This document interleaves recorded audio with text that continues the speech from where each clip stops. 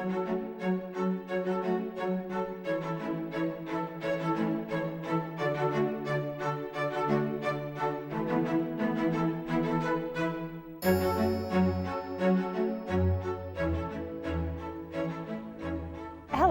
I am Amy Rolfes, the County Clerk and the Chief Elections Officer in St. Joseph County in the great state of Indiana. I've created a short video series called Voting 101, and this episode is Election Day Voting. I want you, as the voter, to better understand the elections process. And just as importantly, I want you to know what you can do before you go to vote to make it easier for you and all the other voters. In this general election, every registered voter can vote, no matter where you live in St. Joseph County. So every registered voter should make a plan to vote. St. Joseph County is a vote center county, and that means on election day, you can vote at any vote center location in the county. For a list of vote center locations, go to indianavoters.com. We here in our elections division are committed to being transparent, bipartisan, and professional, so you can be sure of a free and fair election in St. Joseph County. We do expect a very large turnout, so let's get started with Voting 101, Election Day Voting. As you can see, we have all the real election equipment here to show you what to expect on Election Day. I want to introduce Chris, who is our lead vote machine technician, who knows everything about the equipment. Chris works in a bipartisan team to ensure the election is transparent, professional, and bipartisan. Chris will act as an election worker for this demonstration.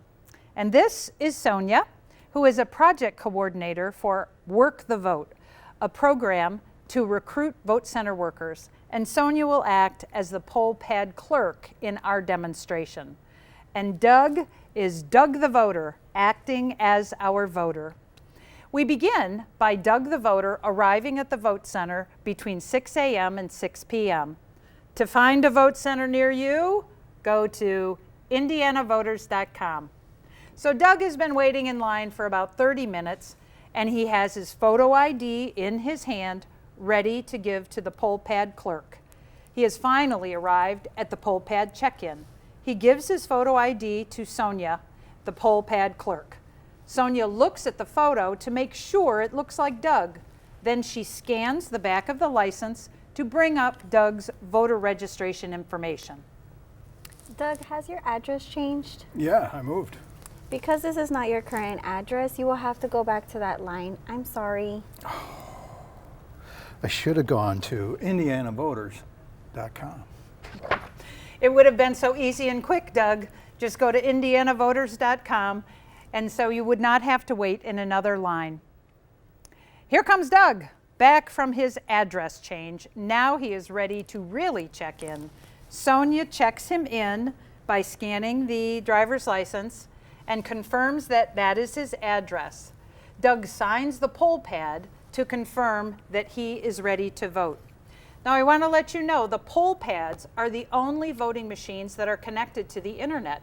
So we can make sure that a voter can only vote once and cannot go to another vote center and try to vote again. Now after Doug signs the poll pad, a QR ticket is printed that will be used to activate the Freedom Vote machine, where Doug's ballot will appear on the computer tablet based on where he resides in St. Joseph County. Chris will activate the Freedom Vote machine for this demonstration and explain to Doug how the voting process works.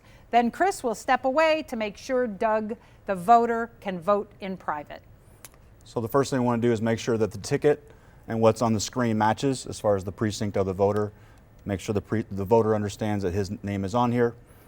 Then we'll go through 2 pages of instructions for the voter to be able to understand what you're going to be doing and go through the process.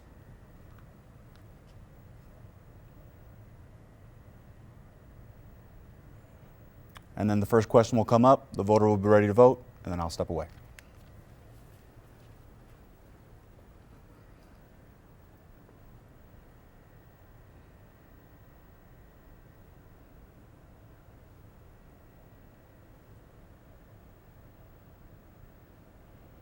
That's a lot of voting.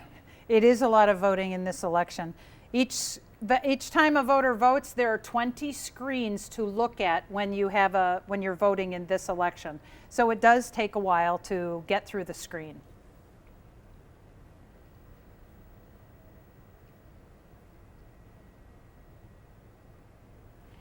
And then you review it. And you review it and make sure all your choices are correct. Yep. So you can go up all the way through. Mm-hmm.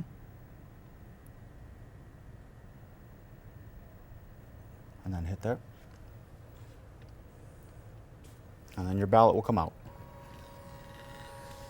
And then the voter should just double check the ballot that all your choices are made with the choices that you made. This is called a voter verified paper audit trail. That means that the voter can verify that those are the votes that he selected. It's a very secure thing, and we have that in Indiana. So he looks at the ballot to make sure his votes are printed correctly. Then Doug takes his ballot to the clerk's table with our clerks Becky and Liz.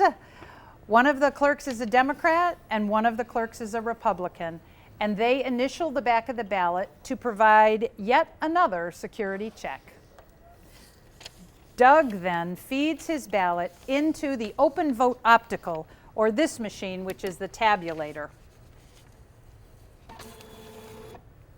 And Doug can look at the screen to make sure the tally has gone up by 1. Now Doug the voter is all done, and he goes and he gets his I voted sticker to proudly wear.